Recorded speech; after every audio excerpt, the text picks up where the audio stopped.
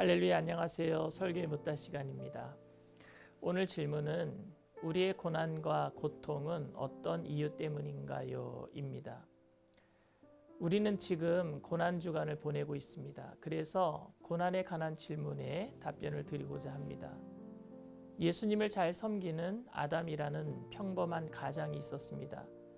그런데 그 가정에 컴퓨터가 생기면서 사건이 시작되었습니다. 교회에서 열심히 봉사했던 아담은 스팸 메일로 날아온 낯뜨거운 동영상을 누가 보냈는지 알아보려다가 결국 음란 동영상에 빠지고 말았습니다. 그리고는 회사에서 나쁜 일이 생기거나 감정적으로 무엇인가 보상을 받으려고 할 때마다 인터넷에 접속해서 음란 동영상으로 위로를 받았습니다. 차를 타고 퇴근하는 길에 집에서 위로받을 생각으로 회사에서 있었던 좋지 않은 일들을 잊어버리는 듯 했습니다. 그러던 어느 날 음란 동영상을 시청하려고 하는데 하나님의 음성이 마음속에 들렸습니다. 아담, 이제 그만 좀 하렴. 왜요? 제 아들이라도 데려가시게요? 그는 하나님께 반항하듯이 대답했습니다. 그리고 며칠 후 아들을 비행장에 데려다 주고 돌아오는 길에 불길한 예감이 들었습니다. 집에 도착했는데 부엌에서 요리하던 아내가 흐느껴 우는 소리가 들렸습니다.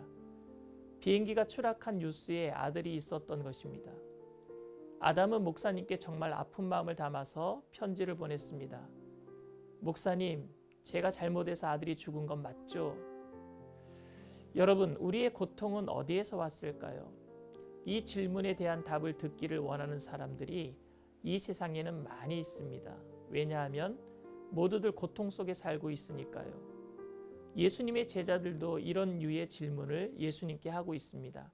요한복음 9장에 보면 나면서부터 시각장애인으로 태어난 사람을 보면서 제자들은 예수님께 이 사람이 맹인으로 난 것이 누구의 죄로 인함이니까?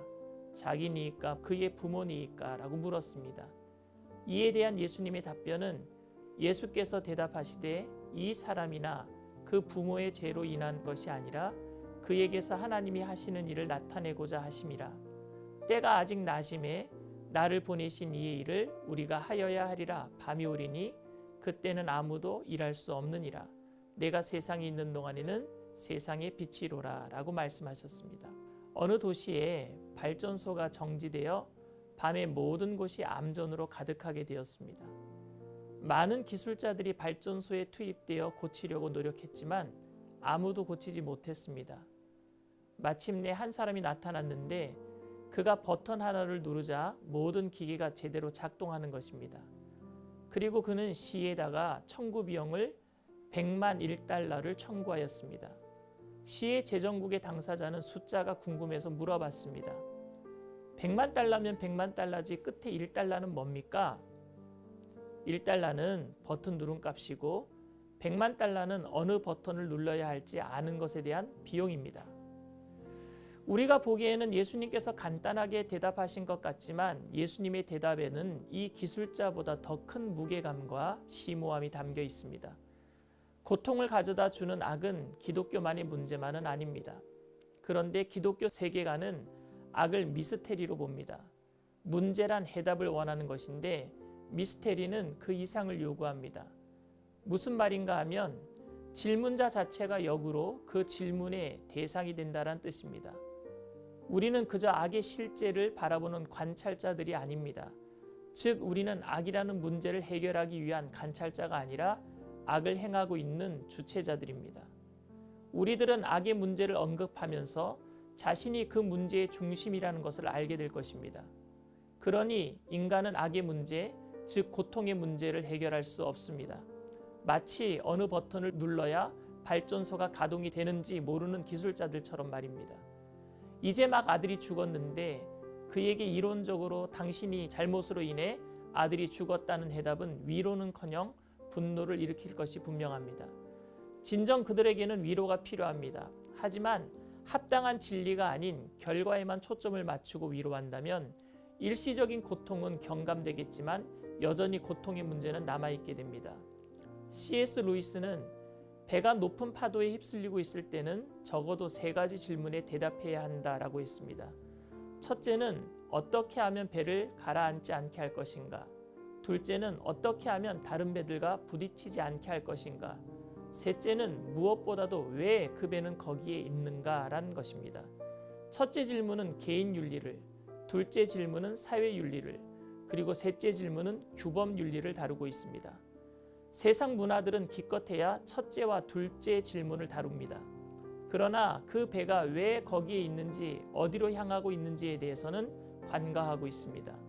오늘 본문 예수님의 답변에는 그 무엇보다도 그의 인생의 목적에 대해서 말씀하고 있습니다. 하나님이 하시는 일을 나타내고자 함이며 하나님의 영광을 위함입니다. 고통 가운데 있는 우리들은 그 고통의 문제를 해결하기 위해 기껏해야 개인적인 윤리 문제와 사회적인 윤리 문제를 다루고 그곳에서 위로를 받든지 상처를 받든지 합니다. 그런데 그게 아닙니다. 우리의 삶의 목적과 주관자 되시는 예수님께서 우리의 고난의 삶의 현장에 해답이 되시는 줄 믿습니다. 어떻게 하면 고난을 이길 수 있는가? 어떻게 하면 잃어버린 축복을 다시 찾을 수 있는가? 어떻게 하면 문제와 고난을 피해갈 수 있는가에 대한 답변은 당장의 고통을 잊게 해주는 진통제는 될 수 있습니다. 하지만 영원한 고통을 치료하는 치료제는 되지 못합니다. 예수님의 십자가의 고난은 하나님의 영광을 위함이며 인생을 구원하기 위함이었습니다. 예수님은 우리 인생의 고통의 치료제가 되십니다. 그 주님의 뜻 앞에 잠잠히 인내와 소망으로 온전히 순종함으로 모든 고난의 시간을 뛰어넘게 되기를 바랍니다. 할렐루야. 다음 시간에 뵙겠습니다. 감사합니다.